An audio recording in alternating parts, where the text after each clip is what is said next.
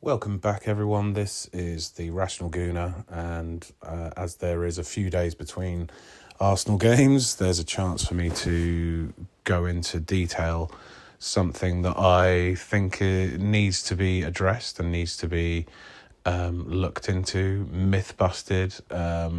There's certain narratives about Arsenal and about the way that we play that I feel I need to look into and give my opinion on, and also pretty much debunk any kind of false narratives out there that may well have escaped into the realms of the mainstream media and also social media and content creation. So what I'm going to address today is, are Arsenal boring?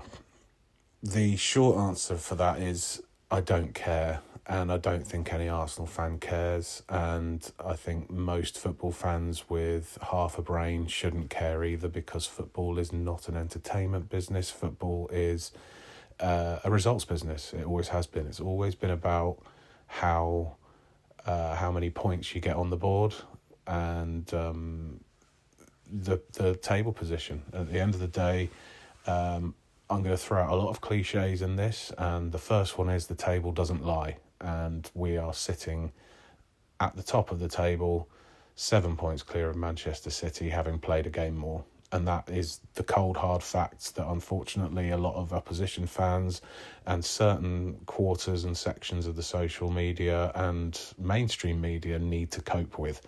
And the way that they cope with the fact that we are so far ahead with only 8 games to go is by trying to put an asterisk next to it, to coin a phrase from a particular former Premier League manager who, in my opinion, and this is pure emotion talking here, he's just literally saying these things in a desperate attempt to stay relevant. That's the only reason. So let's just boil this down into some facts, shall we? The first thing is, let's talk about our previous style of play under Arsene Wenger, into the Emery years, and then through into what we see now under Arteta. So Arsene Wenger's philosophy was, if you're going to score against us, we will score one more than you. If you're going to come at us with football, we will out-football you. If you're going to kick us, bully us, we will kill you with football. We will play around you, and that is how we will always play. That's how we will stick to that philosophy. And in that early period between 1998 and 2004, that 6-year period, Arsene Wenger had the trump card of football. Not the biggest trump card of football. Let's remember, in that 6-year period, Manchester United won the treble in 99 and went, I think, 3 years champions between 99 and 2001. So they won it in 99, they won it in 2000, and won it in 2001, and we then won the double in 2002, and then United won it again in 2003. So we didn't have it all our own way, but the fact that we played football, beautiful football, we were up there. Now, that came with a lot of demons in the Arsenal team, because if you can remember the players that we had, it wasn't just tiki-taka kind of technically gifted players. We had some pretty hardened, battle-ready players like Emmanuel Petit, like Patrick Vieira, and the famous back four. You know, we had Tony Adams, we had Martin Keown, Lee Dixon, Nigel Winterburn. Those types of players, they weren't going to take shit from the opposition, but because of the way that we play football, they would have to adapt in a way that they'd still have to be technically gifted for Wenger to keep them in the team. And it's a good thing that our English players were so solid at the back, because none of them were technically gifted, to be honest with you. And over time, Wenger replaced each one of them with a player that could play more football related kind of movements than they don't like it up and tactics. But again, as I said, it came with demons, because we did end quite a lot of games with 10 men, because we were still quite naive as footballers. As a collective, we were quite naive going into games, and we always ended up with a sending off. Petit, multiple sendings off. Vieira, he had more than 10 red cards in his career, and it worked against us. But invariably, we would end the game after coming off the pitch with less men, still winning the game. So Wenger found a way for Arsenal to be very entertaining and win the title. Fast forward that into 2005 when Patrick Vieira scored that winning penalty against Manchester United in the final of the FA Cup at the Millennium Stadium. We did not play pretty football that day. In fact, you could say, and I think most Gooners that were around in that period and went to the game or saw it on the TV will admit that Manchester United were the better side, but we managed to scrape a 0-0 draw and win on penalties. We got hammered for that, but who came out with the trophy? Who came out with the silverware? We did. So there was another way to win a game, and there's always been other ways to win the game rather than playing free-flowing tick-a-tacker, technically gifted midget football. But after 2005 and the criticism that Arsenal got for that final, Arsene Wenger, after having to let Patrick Vieira go to Juventus, we then replaced him with Cesc Fabregas, who was, in many senses of the words, one of the most technically gifted players we've ever had at Arsenal. Brought up through that Barcelona philosophy, snapped up from a young age by our ALN development team and our really good scouting team, bringing him in. But we also brought in players like Mathieu Flamini, Samir Nasri, Alexander Haleb, Thomas Rosicky. None of these players had height.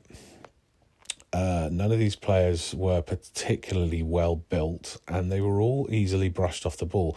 Mathieu Flamini maybe not as easily as the others, but once we'd lost Gilberto Silva, once we'd lost Patrick Vieira, once we'd lost Ray Parlour, these guys, they could take a hit. And even players like Pires and Ljungberg. Pires would be the type of player that if you touch him, he goes down. And Ljungberg is the type of player that just took the hit, and he would be 2-footed tackle, but he'd get up 5 seconds later because it's just an impact injury and it only hurts initially. He gets up. Pires would stay on the floor for ages. But I'm rambling on because of how passionate I am about that era.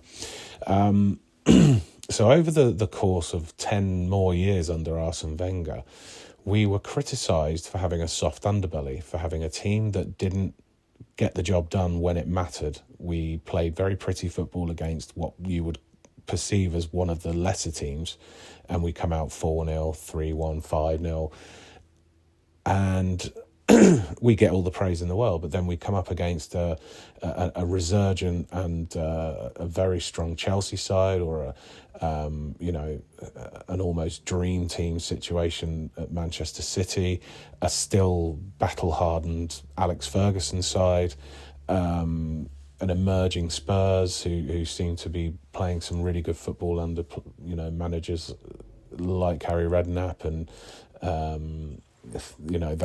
they were always up and down, but they seem to always give us a good game in the London derby, in the North London derby. But Liverpool as well, Liverpool started to get these big players in like Fernando Torres and Luis Suarez, and their midfield toughened up, and it made it difficult to play against them.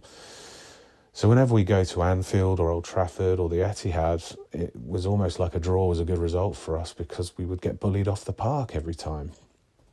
So let's fast forward, because that criticism that we used to get for having a soft underbelly, I can remember a very famous match of the day punditry session from one Troy Deeney, who said that we don't have the cojones, which really got a lot of Arsenal fans' backs up. And whenever we play against Watford or whenever we'd see Troy Deeney, we'd remind him, "Oh, look, we just beat you. I guess we do have the cojones." It is the way of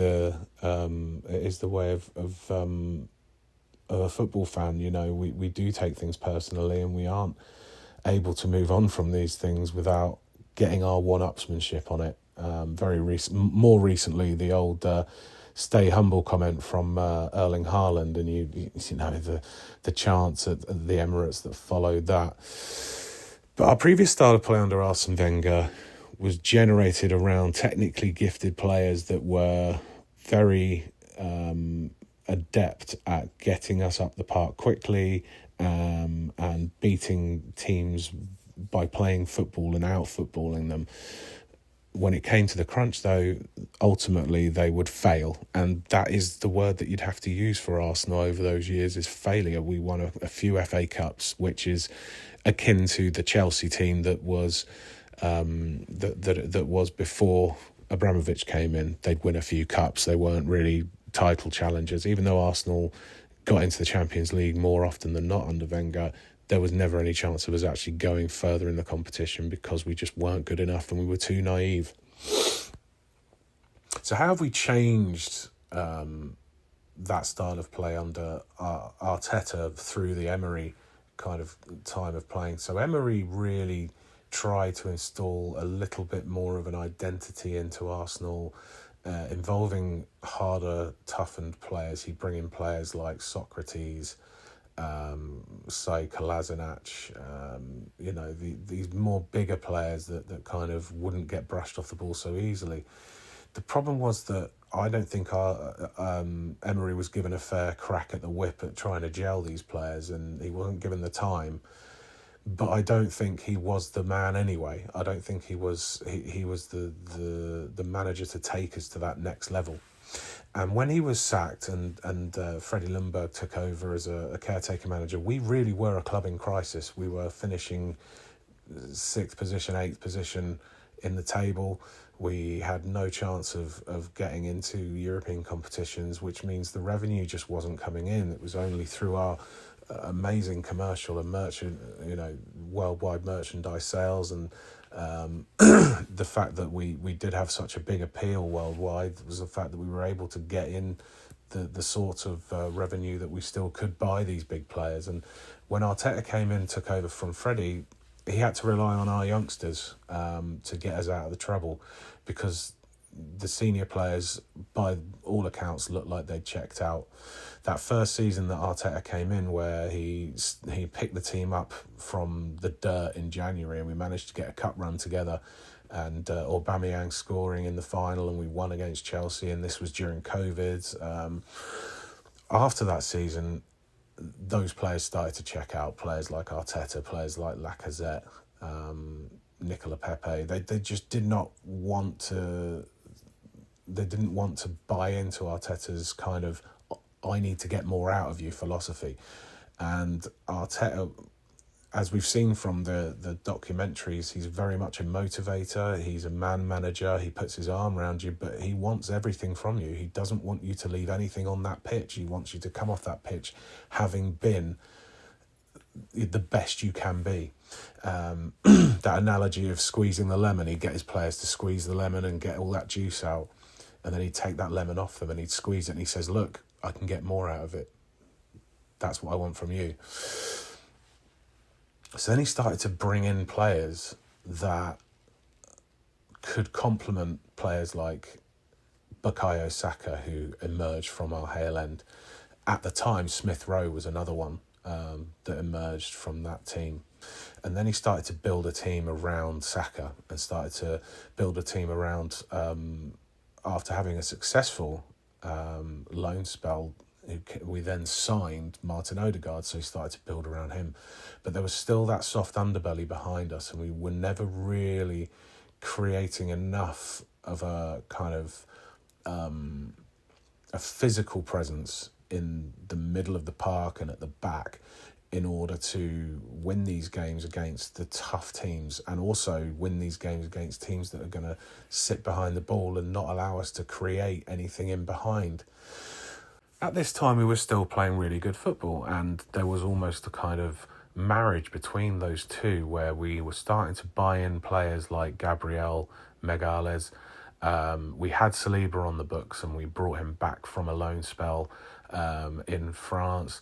We had a very good left back in Kieran Tierney, and he sort of brought in Ben White to sort of complement the right But I still don't think that he brought Ben White into play right back. He just fell into that gig because Ben White, I thought when we brought him from Brighton that he was more of a centre back and a defensive midfielder. We had Thomas Partey in there, and then we really made a fist of it, going toe to toe with Manchester City for the first time in 2023, and we just looked like we had become a very consistent winning side that played really good football. But when it really mattered and when the pressure was really on us, we still couldn't get over the line. And the reason we couldn't get over the line is because teams would play against us like it was their cup final. They put 10, 11 men behind the ball, and they would set up against us in a way that it would be very difficult for us to break them down. We get frustrated, they'd hit us on the break, and suddenly we'd lose games. With the introduction to it, and it's been pretty recent, of this more in-depth analysis and tactical duties and statistics within the training facilities now, they are literally pushing that 0.0001% out of each player.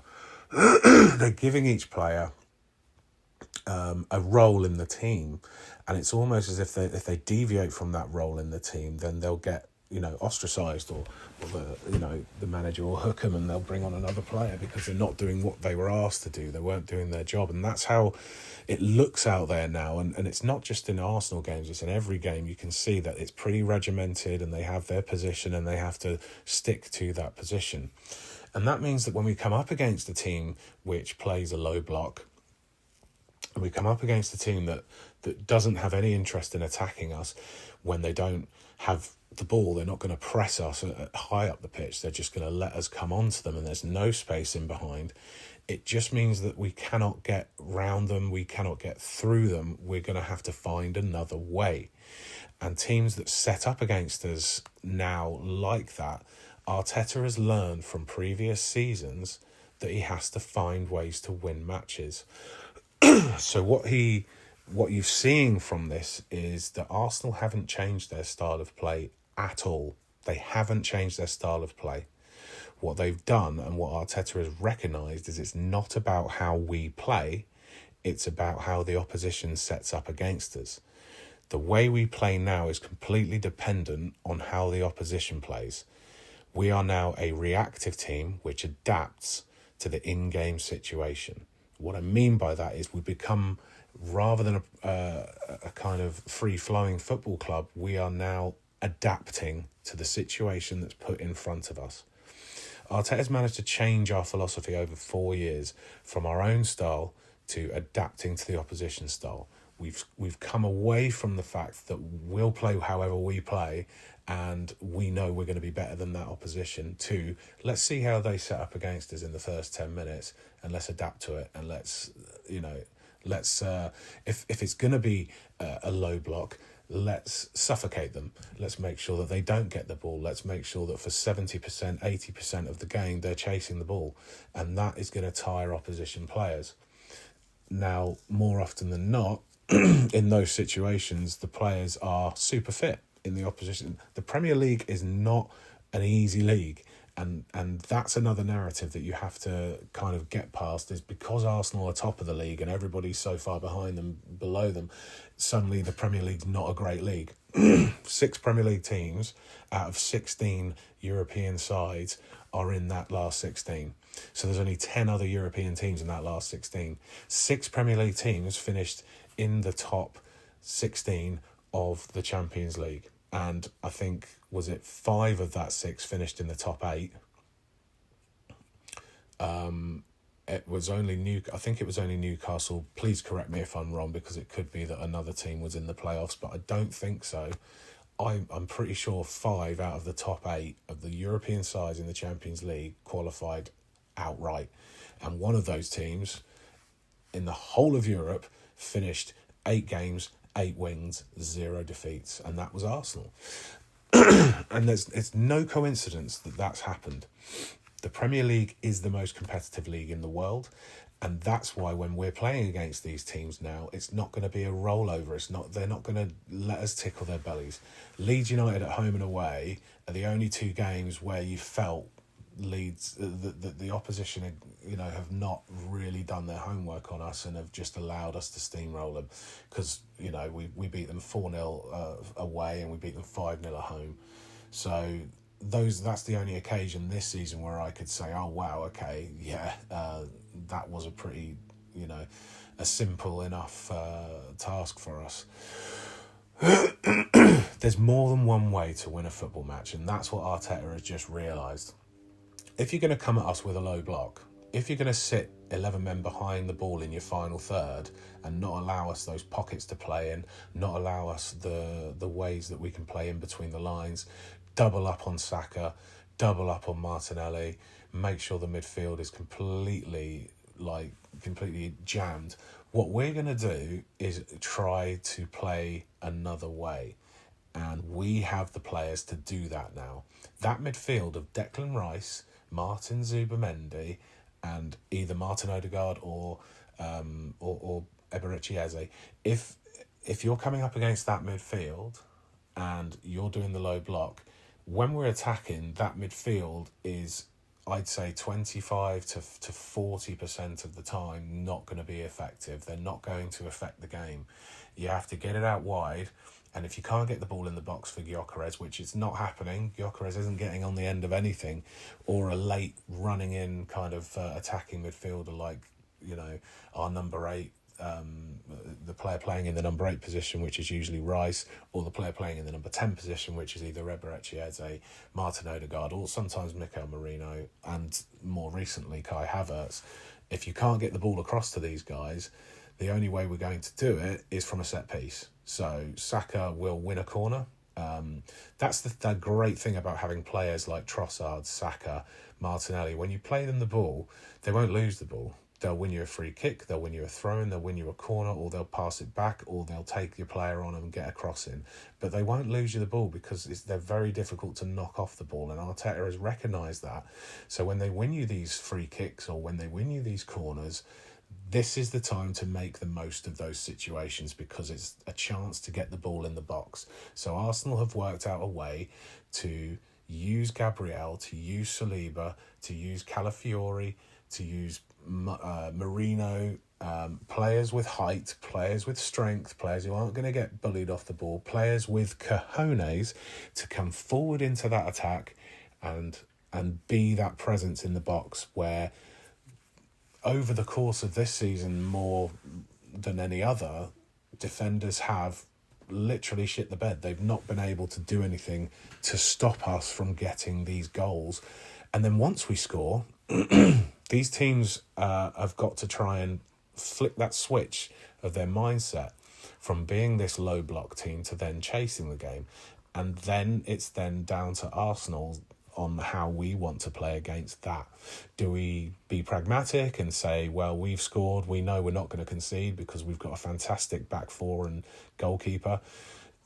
Try it. Go on, come at us. We'll just beat you at your own game, which this is what gets opposition fans' backs up, because they don't see us killing games off. They just see us, professional and not being as naive as in the past, because if we continue to attack, what does that leave? Space behind us. And because they're chasing the game, the opposition are going to have a lot more opportunities to score. So Arteta said, no, slam that door shut. Why should we have to do that? If you want to be entertained, go to the theatre, go to the cinema, watch a movie. If you want to see proper football by a proper footballing side, watch a Premier League game where the one manager outwits the other manager tactically. We've done it 3 times against Chelsea this season. They've had no answer to it. This is why Arteta has now been included in the conversation for a possible quadruple. We're in the middle of March and Arsenal are still in all 4 competitions. We had a favourable draw in the Champions League. And even then, opposition fans, pundits, and the wider media are criticising us for being lucky. There is absolutely no luck in finishing top of your Champions League. Sorry, it's not even a group anymore. It's the full league. We are top of that. We won all 8 games. Do you not think that we've earned the right to have a favourable draw and be on the side of the draw where we play the teams that you would perceive as not as good as the other side? I think we've earned that right. And the fact that we got a good draw away at Leverkusen and we didn't play well, we weren't as good as we thought we were going to be, and it wasn't the type of game that we thought it was going to be. We adapted mid-game, managed to get the goal that we needed to make it 1-1, and now we're going to take them back to the Emirates. And hopefully, nothing's set in stone. There's been bigger shocks than Leverkusen winning away from home to an English side. And that's even been one of the games this season where they won 2-0 at the Etihad in the league stage. So not to be taken lightly. We do need to win this game with our heads screwed on and not be naive. Go into the game as we should do, prepare for it in the right way. But if we do that, we should come out the winners, and we are the favourites to do that. Look at how the Premier League teams have fared away from home in their first leg. Liverpool lost, Chelsea lost, Spurs lost, Man City lost. All of them lost their away games. There was only one team that played at home in the first leg, and that was Newcastle, and they managed to get a draw against Barcelona. Unluckily, because it was a last-minute penalty that Barcelona scored, but they still didn't win. The most favourable result was us drawing at Leverkusen, and we still got criticised for it, and I don't understand. So, let's go back to our Arsenal boring. From a neutral perspective, probably. From my perspective, absolutely not. They're doing the job, and I want them to do the job, and we are in this position because we have been the most consistent side in the league and in Europe this season. We've only lost 3 games and we've scored over 100 goals.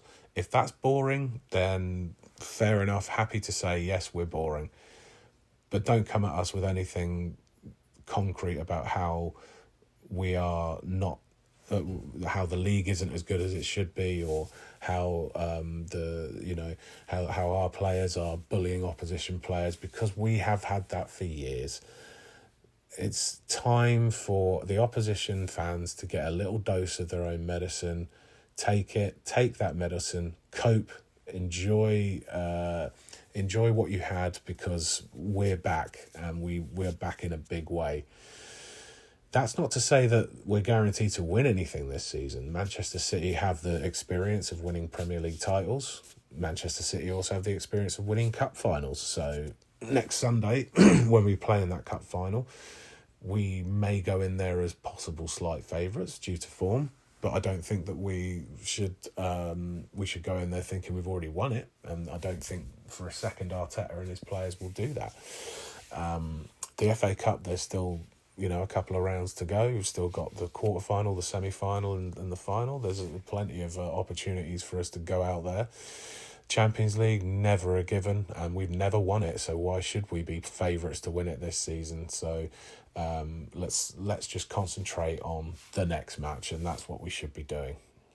Okay, that's enough from me. I've rambled on for nearly half an hour, and I think you're all tired of me, so please do like and subscribe, and leave a comment below on what you think about this season, and what you think Arsenal have been doing right, and also what you think Arsenal have been doing wrong. Let's start that debate. But until then, I'll probably do a little preview of the Everton game before tomorrow, or during tomorrow. We'll see what my schedule looks like. But apart from that, have a good one. Take care.